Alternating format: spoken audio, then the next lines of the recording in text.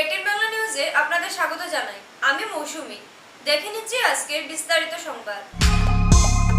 এবার করিমগঞ্জের সীমান্ত সরকার ডিএসপি নাম নিয়ে অর্থ নেওয়ার অভিযোগে গ্রেফতার করিমগঞ্জের এক লোক। এক মেয়ের অভিযোগের ভিত্তিতে পুরো ঘটনা বেরিয়ে আসলো করিমগঞ্জ পুলিশ সুপার কার্যালয়ে। তৎক্ষণাৎ সেই ব্যক্তিকে আটক করলো করিমগঞ্জ পুলিশ। বিস্তারিত দেখুন স্কাই এটিএন বাংলা নিউজে। 500 টাকা কত দিয়েছে তারে? 10 টাকা।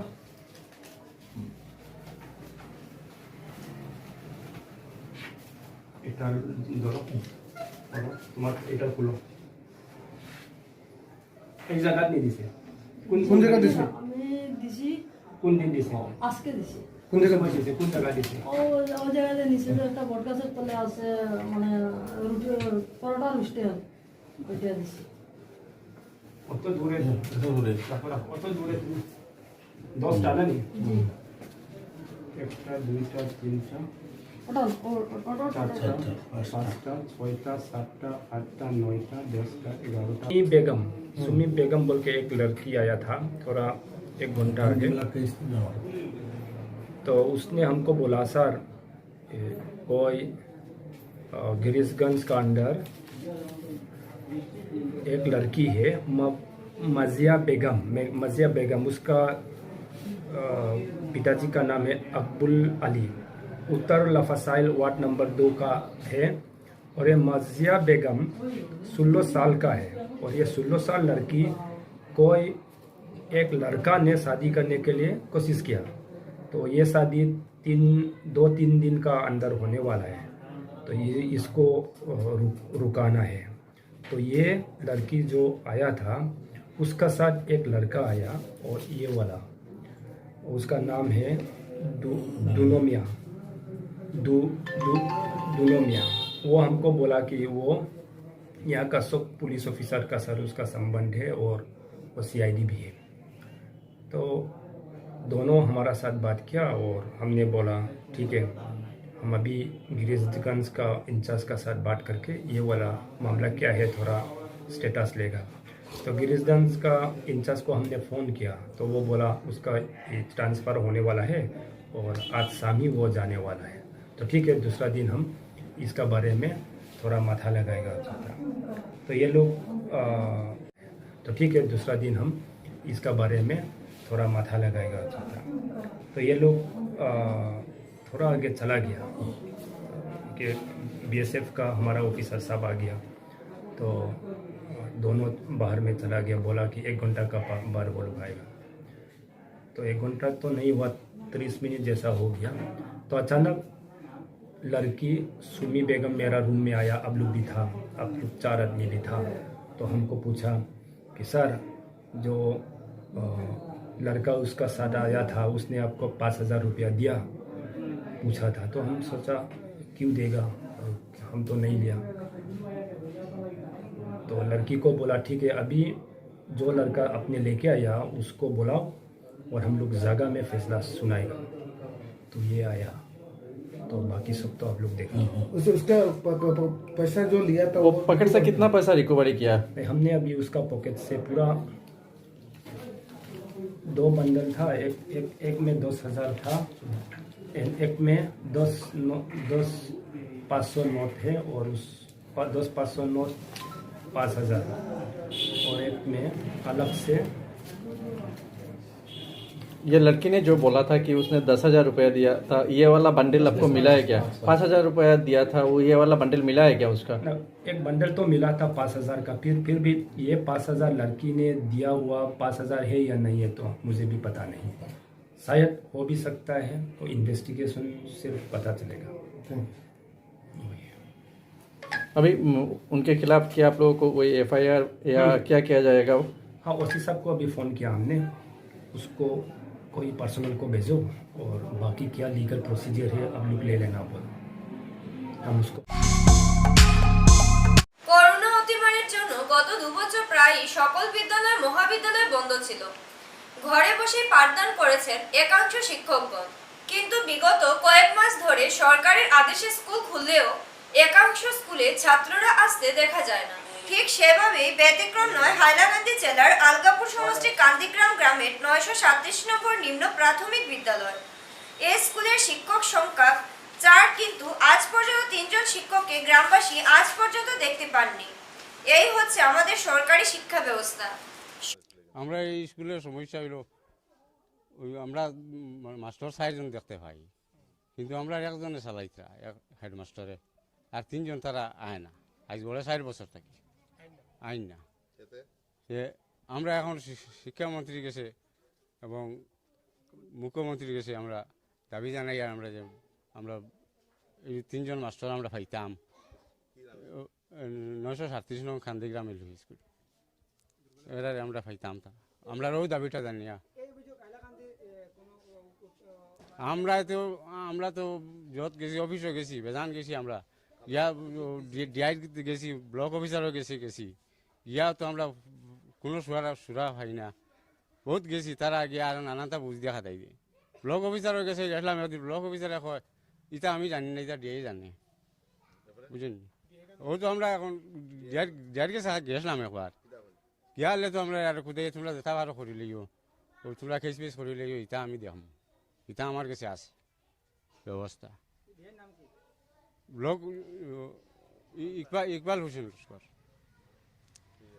বুঝছেন। জি কোনো সুরা পাইছি না, জি না সুবিচার পাইছি না। শিক্ষক আইতো এবং আমরা শিক্ষামন্ত্রীর কাছে দাবি জানাই, আর হেমন্ত বিশ্ব শর্মার কাছে দাবি জানাই আমরা পাইতাম। আমরা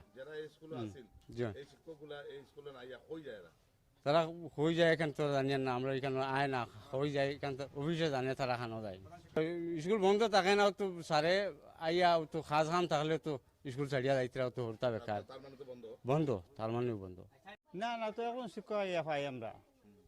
গতদিন আমি আইছি আমার বাচ্চা তারা লইয়া আইয়ালে তো স্যারের সিআরসি ফোন করছেন, কিতা করবা তাইন এখন তো আর উপায় নাই, যাইতেও লাগে।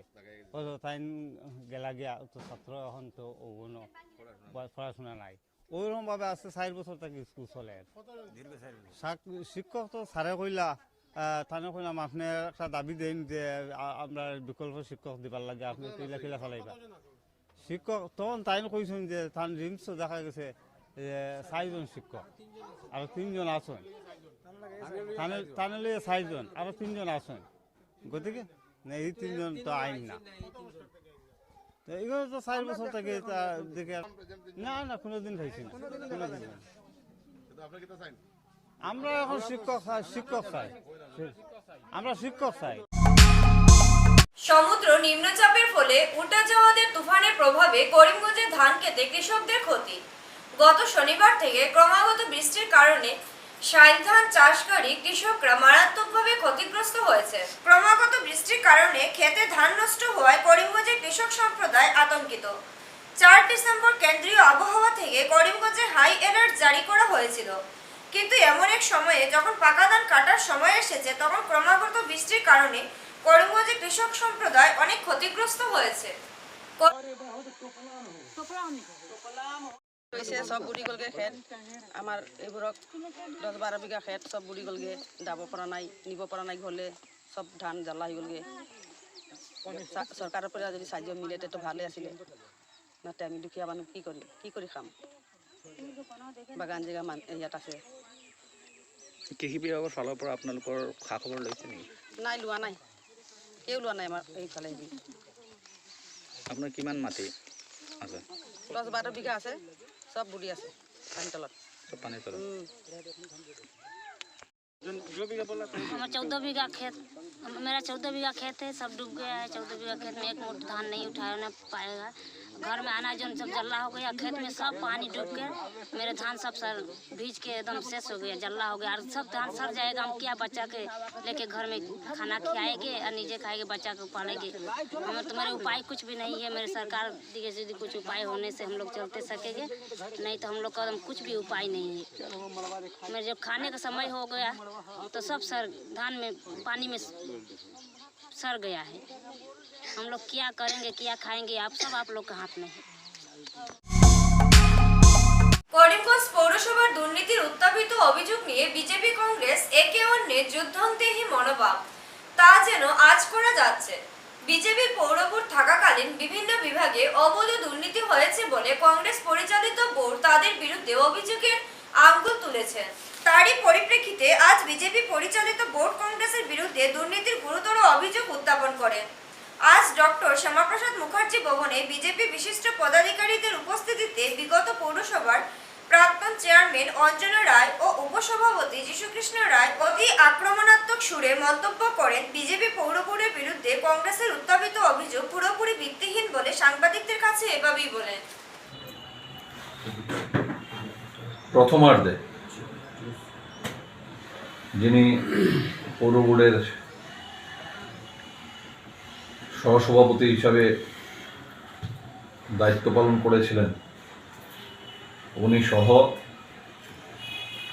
প্রাক্তন কংগ্রেসি কয়েকজন কমিশনার মিলে বিগত বোর্ডের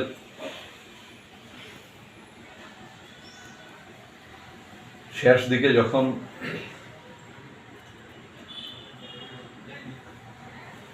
কংগ্রেসের নির্বাচিত কয়েকজন কমিশনার কংগ্রেস পরিত্যাগ করে ভারতীয় জনতা পার্টিতে আসেন,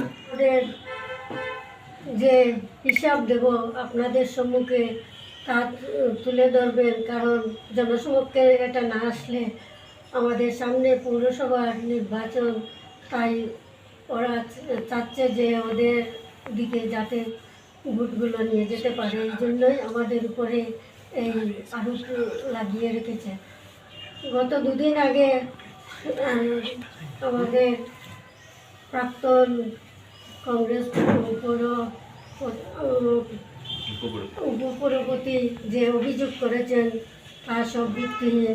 এর সঙ্গে আমাদের উত্তর করিমগঞ্জের বিধায়কও যে ওনার সঙ্গে যুক্ত হয়ে আমাদের উপরে যে আমাদের সরকারের প্রতি যে অভিযোগ এনেছে এটা ভিত্তিহীন। কারণ সামনে পৌরসভা ওই ইলেকশন আসছে। কংগ্রেস পরিচালিত পৌর বোর্ডের প্রাক্তন উপপৌরপতি পার্থসারথী দাস এবং করিমগঞ্জের বিধায়ক শ্রী কমলাক্ষ দে পুরকাইস্ত আমাদের বিজেপি পরিচালিত পৌর বোর্ড সম্বন্ধে যে বক্তব্য জনসাধারণের সম্মুখে তুলে ধরেছেন সেটা সম্পূর্ণ ভিত্তিহীন। আমি এইগুলো সবগুলোকে নিন্দা জানাই। ওনারা আমাদের জেলাধিপতির কাছে একটা মেমোরেন্ডাম দিয়েছেন যে আমরা নাকি করিমগঞ্জ মিউনিসিপ্যাল ফান্ডকে মিসইউটিলাইজেশন করে আমার নিজের কাজে ইউজ করেছি। আমি সেই কথাও নিন্দা জানাই। ওনারা বলেছেন যে স্বচ্ছ ভারত মিশনে 6 কোটি টাকা করিমগঞ্জে পৌরসভাতে এসেছেন, এটা সম্পূর্ণ মিথ্যা। কারণ আজকের দিনে রাইট টু ইনফরমেশন অ্যাক্ট বলে একটা আইন আছে। আপনার জনসাধারণ যদি এই আইনের আওতায় গিয়ে করিমগঞ্জে যে আধিকারিক আছেন এখন আপনি আইটিআই জানতে পারবেন করিমগঞ্জ পৌরসভায় কত টাকা এসছে। আমরা দায়িত্ববান নেওয়ার পর প্রথম 84 লক্ষ টাকা স্বচ্ছ ভারত মিশনের আন্ডারে আমরা পাই, সেটা solid waste management scheme start করার জন্য। এটা সেন্ট্রালের টাকা ছিল। সেই মর্মে এটা আমাদের পৌর বোর্ড চেয়ারম্যান বা আমরা খরচ করার কোনো অধিকার এটার মধ্যে ছিল না। এটা চেয়ারম্যান ছিলেন ডেপুটি কমিশনার নিজে। সেই মর্মে আমরা ডেপুটি কমিশনারকে সেটা চিঠি দিয়ে জানাই যে সলিড ওয়েস্ট ম্যানেজমেন্টের জন্য আমাদের কিছু জিনিস ক্রয় করতে হবে, তো আপনার অনুমতির দরকার, আপনি মিটিং করে আমাদেরকে অনুমতি অ্যাপ্রুভেল দিন। সেই মর্মে জেলাধিপতি ওনার কনফারেন্স হলে মিটিং করিয়েছেন। সেই মিটিংয়ের ব্রেক আপনাদের আমরা তুলে ধরবো। সেই মিটিংয়ে পিঠাবাজি হলে এই ধরনের একটা অভিযোগ আনতে পারে যে বিজেপি কার্যকালে যে মেলা হয়েছিল তার কোনো হিসাব তার দেননি। যে হিসাবের টাকা থেকে তিনি নিজে রেভিনিউ স্ট্যাম্পে দস্তখত দিয়ে টাকা নিয়েছেন, চেয়ারম্যান নিয়েছেন, তিনি আগে চেয়ারম্যান ছিলেন, ঠিক আছে, তিনিও নিয়েছেন।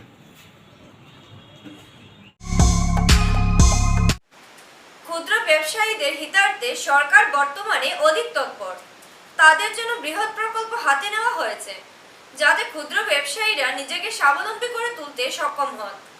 মুড়ি বা পিঠে তৈরি না হয়, আচার বা পনির তৈরি না হয়, অন্য খাদ্য সামগ্রী তৈরি করে লাভের মুখ দেখছেন ব্যবসায়ীরা।